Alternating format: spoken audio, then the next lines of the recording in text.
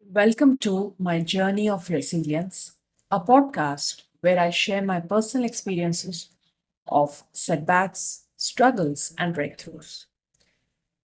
Friends, my intention here through this podcast is to equip you with techniques, ideas, tips, and methods so that you are able to bounce back stronger too if you're facing difficult times in your life, like a career challenge, self doubt, or unexpected roadblocks. The title is What is Resilience? I chose this because I thought let's start from the basics. Before we really tap into our inner power, let's first understand what really and to what extent do we know the meaning of this very word? To what extent do we know the meaning of this very word called resilience? So, if I ask you right now, you can just pause this audio for a second and ask yourself, what is resilience? A few days ago, I asked just to check how much she really know about the immense strength that she had demonstrated in her life because I know the tough times that she has been through. But when I really asked her this question, she was for a second thinking because she said that, okay, I know this term, but I'm not too sure if I know it so much in depth. That's what made me thinking, and I took this up as a title. So my question to you also here is pause this video and just simply ask yourself, what is resilience? Because sometimes a little bit of awareness when we ask ourselves can really help us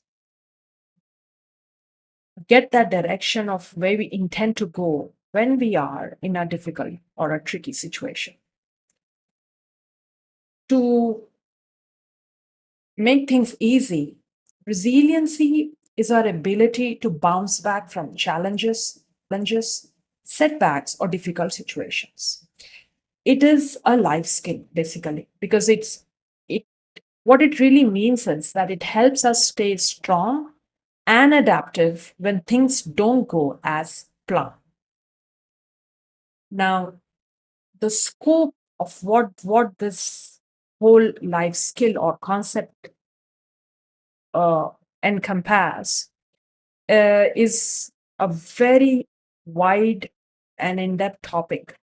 So resiliency can be divided into the way we are, how emotionally strong we are, how mentally tough we are, and also how physically uh, the kind of physical strength we hold. And this may vary from person to person. So I'm not going to get into all of that, but just to reiterate feelings, I will share with you a narrative from my work life. Many years ago, when I used to work for an MNC, it was my last day at the firm, and the very senior leader had called me in for a farewell, which he usually does for each and every member of that function. But since I was someone who was on a PIP, performance improvement program, I was not given any farewell. And when I went inside that meeting room, I was running very high on emotions of anger, of sadness, and of being exploited to the extent that I had given my 200% to the firm and all the projects that I. But since I was someone who was not very self aware and emotionally intelligent, I landed myself in a situation where all I was left with was just emotions. So the meeting went on well. And then when I came out, there was actually a moment. actually a moment where I could have had changed my uh, trajectory had I been a bit more submissive to the way this leader was. But I didn't do that. Not because I was egoistic, but there was something I was not really very certain about in regards to the way I was treated. I didn't know how to handle the office politics. And even though I never really indulged in any power play, or I was a person who held very high values in regards to my work and integrity. So my confidence in regards to my own skills was quite not really shaken as these leaders wanted me to be. So despite having no job, despite having no job and uh, having moving out with a PIP on my exit, I was still filled with confidence. Though one part of me was very, very emotionally sad, disappointed, hurt, the certainty of an uncertain future was inside me.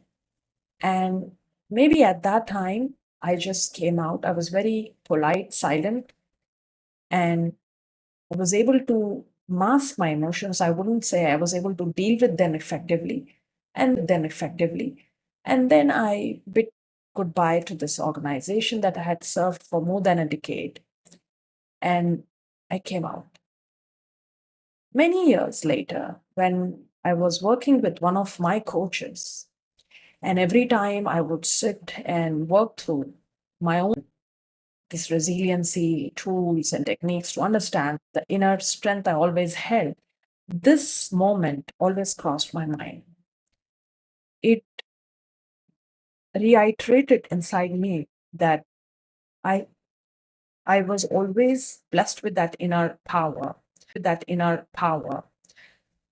I made use of it at that given moment, but only to a certain percentage. So let's say if we all are gifted with 100% of resiliency skills, I may perhaps was just using 20% of it on that given moment, and therefore more emotionally wounded and was into a very vulnerable state. This kind of experience not only impacted my physical health, while I still had my confidence levels, but for a very long period of time, this experience stayed with me and maybe perhaps sown the seeds of self doubt. So, friends, what I really wanted you to, learn from my own experience here is if you ever find yourself just like me in similar situations,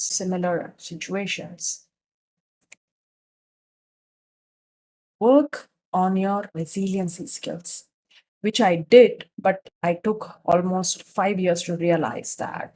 And but when I did, I again, when I found myself in not challenging projects, difficult clients, difficult bosses, I found that I was way much better, not that emotionally wounded, way much better in dealing with the power dynamics, the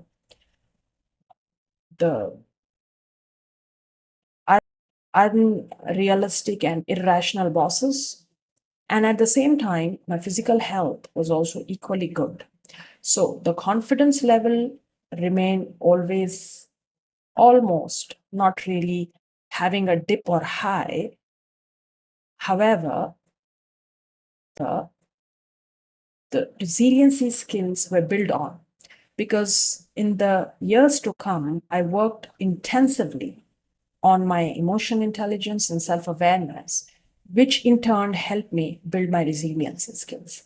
So if you find yourself in similar situations, if emotionally more wounded than it is required to be, or you are you're seeped in self doubt, I think you need to take a step back, assess and step back assess and tap into your inner power, which is always there. It is always 100% given to all of us. I used it 20%, and today I may be using it more than 100% because today I am way more equipped with elements which really help us build our resiliency power, which is self awareness, emotional strength, and mental toughness.